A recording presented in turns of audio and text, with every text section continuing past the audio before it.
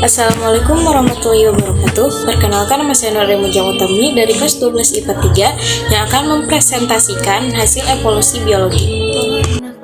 Gambar pertama, teori biogenesis adalah teori asal-usul kehidupan yang menyatakan bahwa makhluk hidup berasal dari makhluk hidup lain. Adapun para ilmuwan yang mengemukakan teori ini Francesco Redi, Lazzaro Spallanzani, dan Louis Pasteur. Gambar kedua, era Pasteur. Skema percobaan Pasteur bertahun-tahun setelahnya, banyak observasi lain yang menegaskan hasil pengamatan Van Leeuwenhoek. Tetapi peningkatan tentang pemahaman sifat dan keuntungan mikroorganisme berjalan sangat lambat. Sampai 150 tahun berikutnya, baru pada abad ke-19, yaitu setelah produksi mikroskop meningkat pesat, barulah keingintahuan manusia akan mikroorganisme mulai berkembang lagi. Louis Pasteur dikenal luas karena berhasil menumbangkan teori generation spontanea.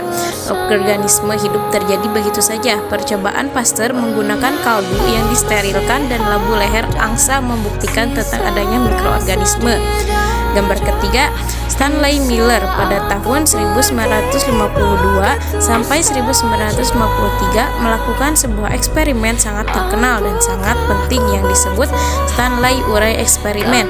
Dalam eksperimen tersebut, sejumlah asam amino atau bahan dasar protein sel kehidupan dihasilkan dari reaksi antara air, metana, amoniak, dan hidrogen dengan bantuan arus listrik.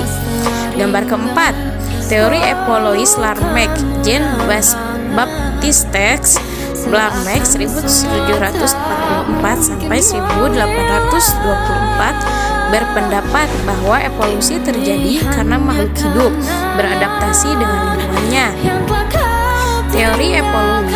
Teori evolusi yang dikembangkan Larmec dapat disimpulkan sebagai berikut. 1. Lingkungan memengaruhi ciri-ciri atau sifat-sifat makhluk hidup. Ciri-ciri atau sifat-sifat yang diperoleh dari hasil adaptasi terhadap lingkungan akan diwariskan kepada keturunannya.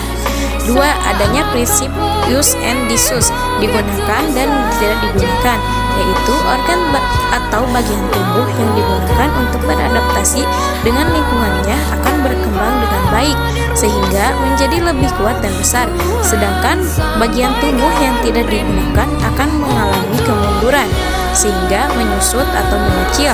Salah satu contoh evolusi menurut Larmec adalah dulunya nenek moyang jerapah memiliki leher pendek dan memakan daun-daun yang ada pada pohon.